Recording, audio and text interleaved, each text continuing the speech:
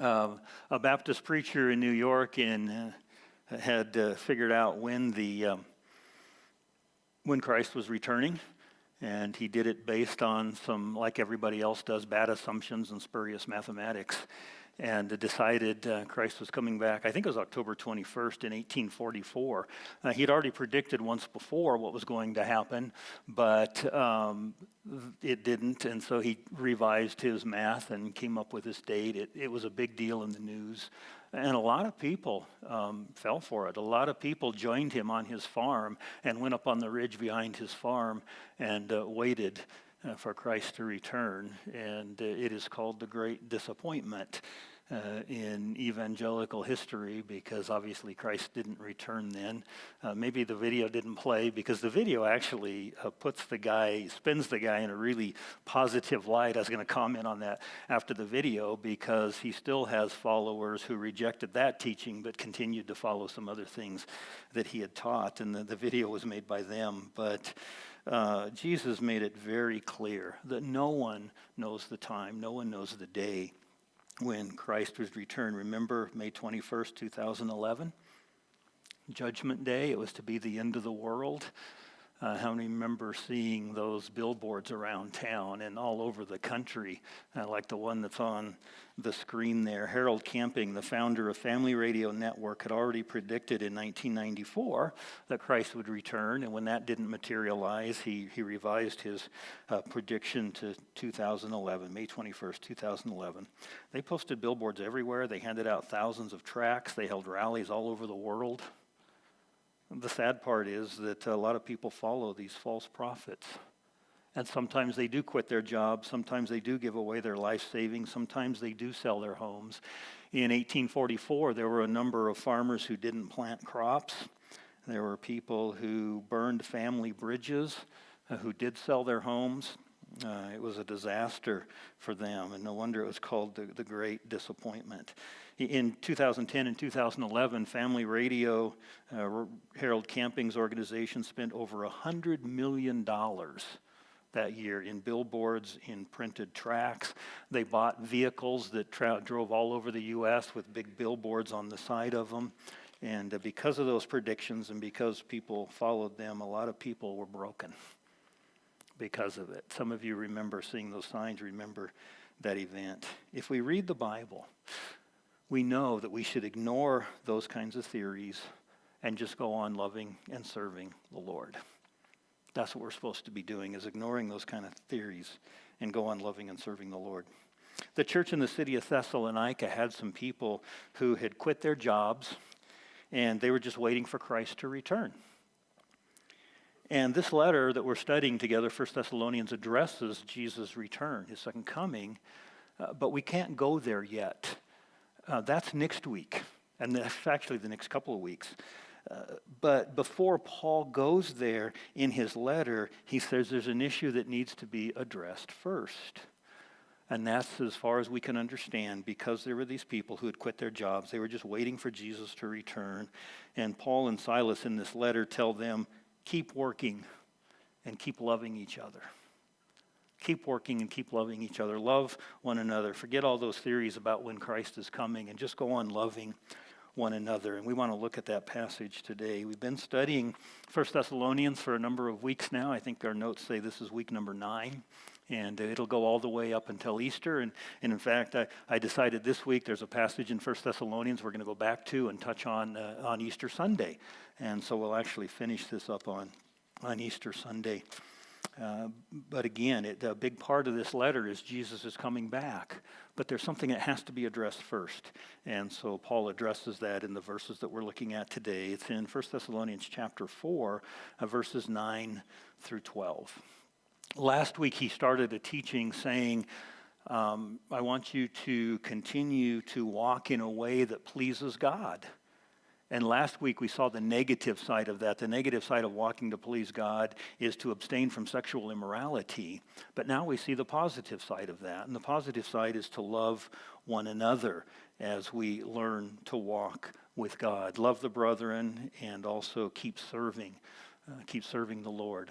Listen as I read 1 Thessalonians 4, 9 to 12. Now concerning brotherly love, You have no need for anyone to write to you, for you yourselves have been taught by God to love one another. For that is indeed what you are doing to all the brothers throughout Macedonia. But we urge you, brothers, to do this more and more, and to aspire to live quietly, and to mind your own affairs, and to work with your hands as we instructed you, so that you may walk properly before outsiders and be dependent on no one. He begins by saying, I want you to love one another. He said, you've been taught this by God. It's an interesting phrase for a couple of reasons. One, it's a word that taught by God is one word. It's a compound word that Paul apparently coined, because we have no record of this word ever being used in Greek literature until this letter was written. It is used a few times after this, but never before. So it's assumed that it's a word that Paul coined. You've been taught by God. But it's also interesting because we don't know exactly what Paul means by that. What does he mean that God had taught them to love one another? There's a couple theories out there how God could have done that. One, we know that when God walked on this earth in the person of Jesus, that he told his followers to love one another. And so God has taught us to love one another. One of those places is in John 13, 34 and 35. A new command I give you, love one another. As I have loved you, so you must love one another. And by this, all people will know that you are my disciples, if you love one another. And so Jesus had commanded that, but knowing the history of this church in Thessalonica, the only way they could have heard that from Jesus is if Paul, Silas, and Timothy told them that Jesus said that. And so most of the interpreters don't believe that it's a reference to that. But the only other possibility is that the Holy Spirit taught them inwardly to love each other. They had an inward divine compulsion to love the followers of Jesus. Now, some people get a little bit uncomfortable with that, but I want you to think about what the scriptures say. The fruit of the Spirit is love. If God's Spirit lives in us, we begin to love others. Jesus said, by this all men will know that you are my disciples, if you love one another. He doesn't say because somebody teaches you to love, it's because the Spirit lives in us. And so most people think what Paul is talking about when he coins this new word, you've been taught by God, is that God's Spirit was already teaching them to love each other. God's Spirit was already teaching them, and that's what he says. He says, you're already doing it. You're already doing it. In fact, all the brothers in Macedonia have felt your love. They've experienced your love. They've been a part of it. That's an interesting phrase, too, because from the history we have, we only know of 3 churches in Macedonia at the time. The church in Philippi, the church here in Thessalonica, and then the church in Berea. These 3 cities that Paul and his company spent just a few weeks in each of those cities, and small congregations were started. But you have to remember the timing of this letter, because Paul spent a few weeks in each of those cities. So after he left Thessalonica, there were a few weeks in Berea before he got kicked out. Then he was a few weeks in Athens. We don't know how long in either of those places, but it wasn't very long. But then he went on to the city of Corinth. And he was in Corinth for a year and a half, at least, maybe a little longer. And this letter was written while Paul was in Corinth. And so there could have been a period of a year to a year and a half that has passed since Paul left this congregation. And it's easy to see that if they were sharing Christ, there could have been other small congregations starting up in some of the smaller communities around these 3 cities. And not only that, but Thessalonica was really the key commerce city in northern Greece and Macedonia. It was also the key port in Macedonia. And so a lot of people passed through this city. And maybe the church in Thessalonica was known for its hospitality, and that's how they showed their love. Now, people that came through needed to find hospitality. We talk about hospitality in the Middle East sometimes when we're studying the Old Testament and we're studying Scripture, and people in that part of the world were very hospitable. They were expected to keep a guest who was coming through town and didn't have a place to stay. But now we're in a Greek culture in Thessalonica, and the Greeks are totally different about that. They didn't practice hospitality hardly at all. And so if some of these people were passing through, particularly some of the believers from other areas, they might have heard, oh, these people over here in these homes, these people are hospitable and they will put us up for the night. And so maybe that's how the brothers in Macedonia got to know of the love there in Thessalonica. We don't know for sure, but Paul says we've heard it from all of them, and they know your love. So you're doing it. Then he says, do it even more. Just do it even more. No matter how much we progress in our walk to please God, there's always more we can do because we're sinful people who never really arrive. And so there's always more we can do. We talked about that last week when we talked about sexual purity. But at the same time, no matter how much we love, we can always love more. Because none of us are perfect, loving people. And so Paul says, you've been taught by God, love one another. You're doing it. Just keep doing it, but do it more. Do it more and more. And then he goes on to his second thing. He says, I want you to aspire to some things. I want you to aspire to some things. It means to strive for something. It means to make this thing your ambition. And what he says is kind of surprising. I want you to strive to live quietly. Strive to live quietly. That's kind of a colorful command. That's what scholar Leon Morris called it, a colorful command. It's really a paradox if you think about it. One commentator paraphrased it, make your ambition to have no ambition. Or seek restlessly to be still. That's how some of the commentators paraphrased it. And again, Leon Morris said it's a colorful command. It's such a paradox. And yet at the same time, it's also a command that goes against the grain of everything we've been taught in America.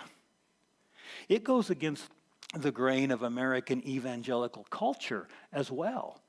Because even in the evangelical church, this idea of living quietly doesn't settle well with us. Because it's not something that we like to do or like to think about it. Not only that, it's stuck in a really weird place in here. Because he's talking about loving your brothers, he's talking about walking with God, and we're going, why in the world is this in here? How are these things connected? Are they connected at all? And if so, how are they?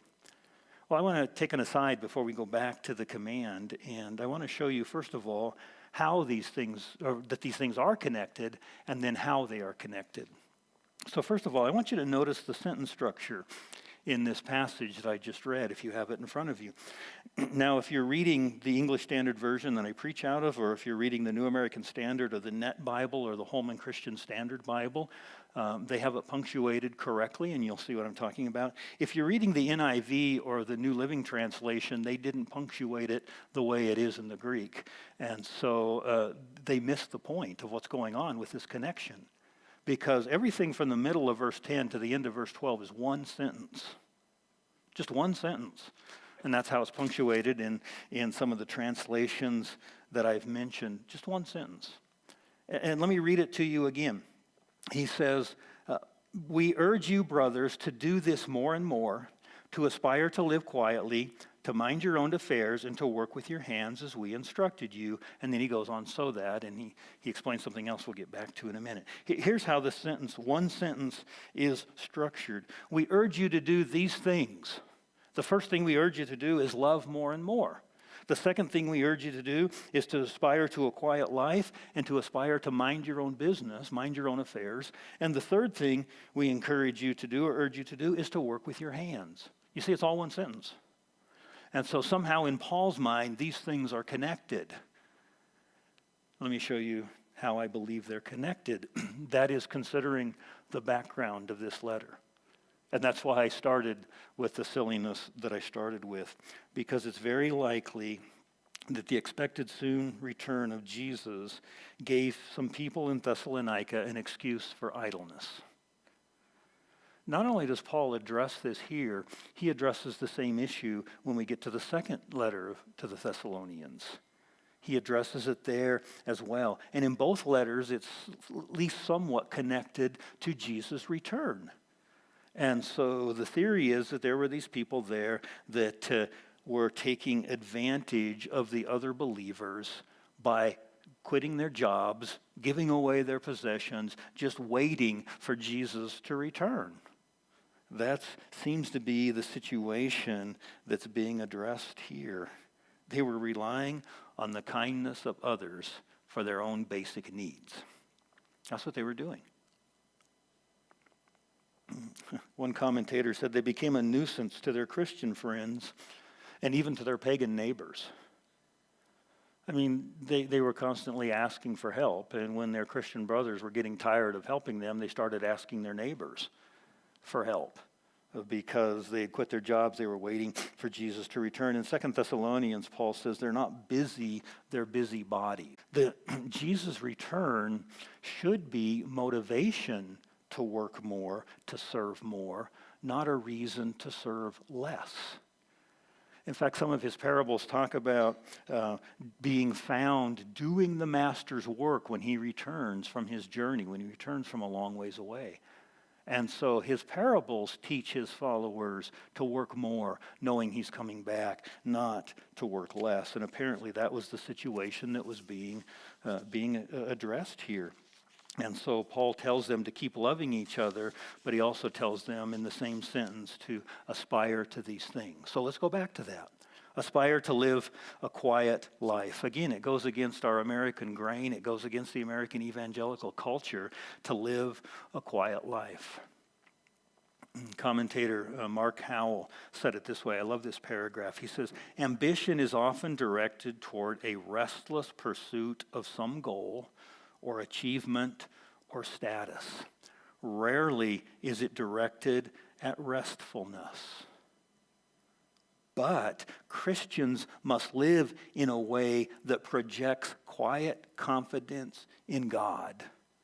That quiet confidence is a witness to the world around us.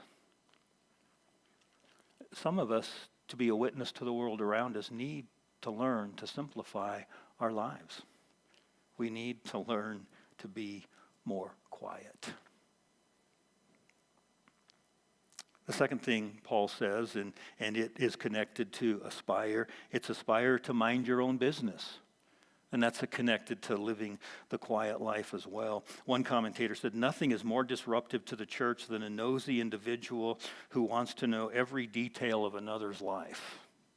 Nothing is more disruptive to the church than a nosy individual trying to get all the sordid details about someone's life. That's the way the world lives. This commentator went on to say, that's not how Christ's followers should live. These people didn't have enough to do to keep themselves busy, so they were meddling in the affairs of others. And Paul says, don't do that. Just mind your own affairs. Take care of your own situation. Live quietly and take care of yourself. And here's his solution. Work with your hands. Get busy. You're not busy enough, get busy.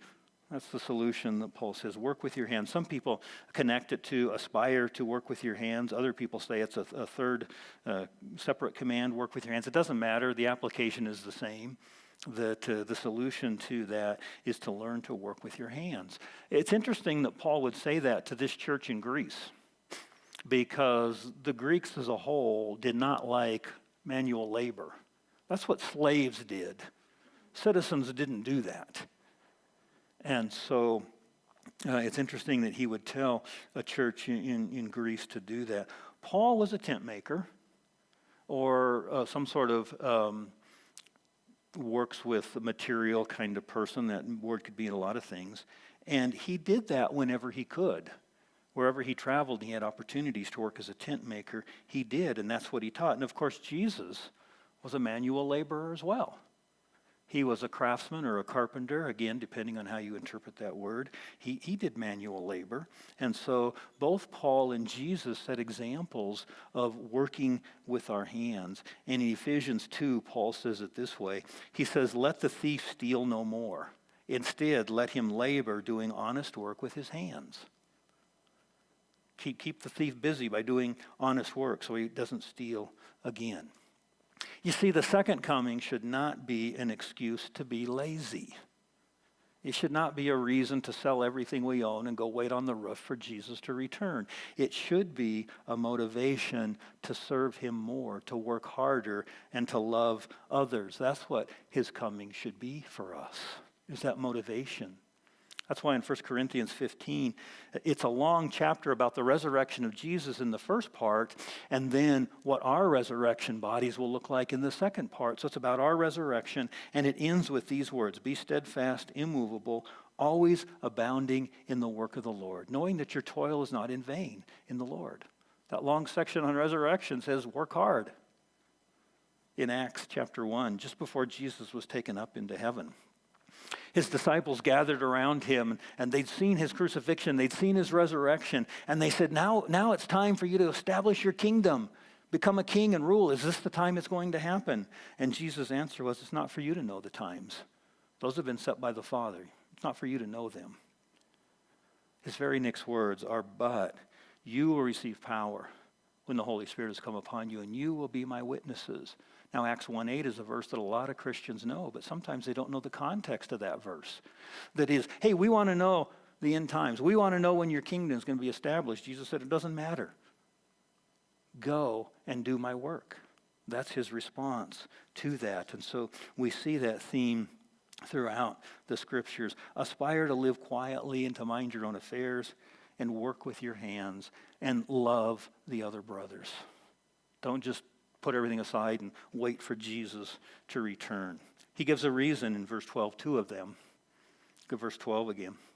So that you may walk properly before outsiders and be dependent on no one. The first one, that you would walk properly before outsiders. Notice he comes back to the whole theme of walking again. Last week we said walking means lifestyle. It means conduct. Your conduct should be in a way that looks proper to outsiders, to those who aren't believers. Sponging off other people will ruin your testimony. Because here's what's happening. You won't be paying your bills to non-Christians. You'll eventually be asking them for help. You'll be living on handouts. They will see that. It's not a picture of trusting in God. It's not a picture of trusting in God. And so it can ruin your testimony if you're sponging off other people. One person said, the gospel is only as believable as the changed lives that proclaim it. The gospel is only as believable as the changed lives that proclaim it. And if we're dependent on everybody else and not on God, then there's a problem with our testimony. Now, I'm not condemning those people who really need help. There are a lot of people who can't do anything, and we as a church should be supporting and encouraging those people. I'm talking about the ones who are simply taking advantage of the kindness of others, because these people that Paul were addressing could easily have been working, but they quit their jobs, and they were relying on other people.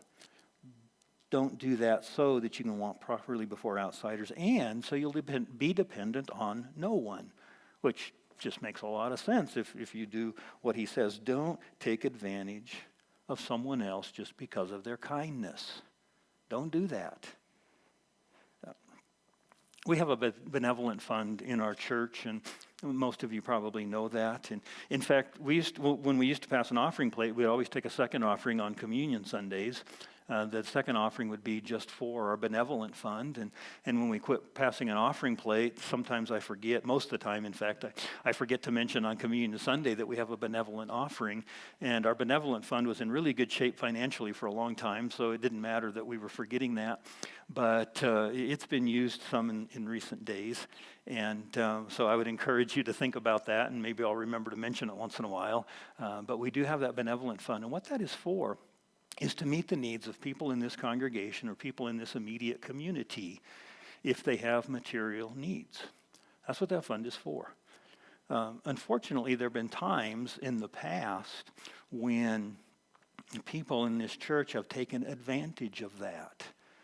I remember one of the deacons that ran the fund for a while, he said, some people treat this like a second checking account. When theirs runs out, they come ask for help. And a number of years ago, our board had to kind of put their heads together and set down some guidelines for our benevolent fund. And if you were to come with help as a person in this church, you'd probably get it. If you came a second time, you'd get questioned a lot more on what the need is. But if you came a third time, you would be told no, not until you get some financial counseling, because there may be something going on financially that you need some help with.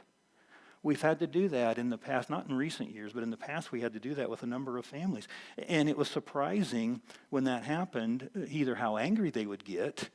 I know one person that yelled at me over the phone and left the church, but the only time we saw that family is when they were calling for a need. Some people decided to take the counseling, and some people said, no, we're not going to do what the counselor says. We can't give up this precious thing in order to get our finances in order. These kind of things happen in Christian communities. And Paul's instruction is, don't be dependent on that. Learn to work and meet your needs. And so I know it's a real thing. We've seen it. Again, commentator Mark Howell said, instead of relying on others, we rely on God. Instead of cutting corners, we work diligently. Instead of getting anxious, we pray to God. That's how he put these commands. Unnecessary dependence on others is not loving them. If it's necessary, that's something different.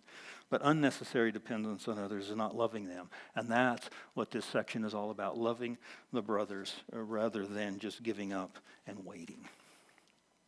How does that apply to us in our situation?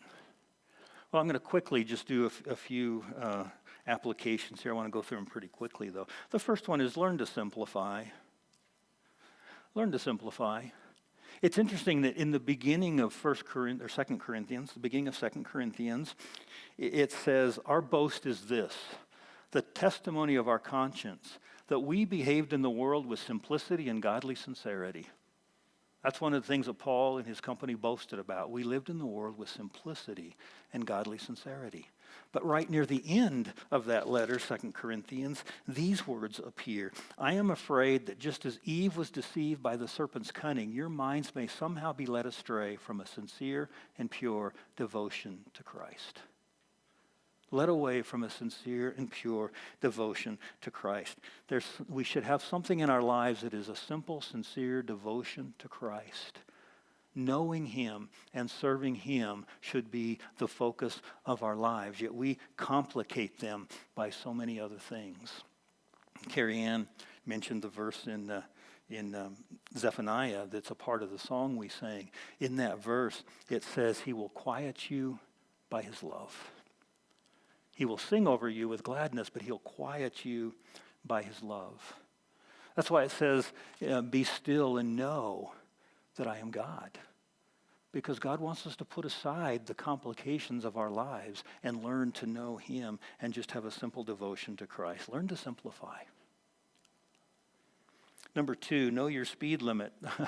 I say that because I read an article with that title this week and it just seemed so appropriate. Actually, the article was titled, Know Your Spiritual Speed Limit. And the subtitle of the article was, It's Way Slower Than You Think.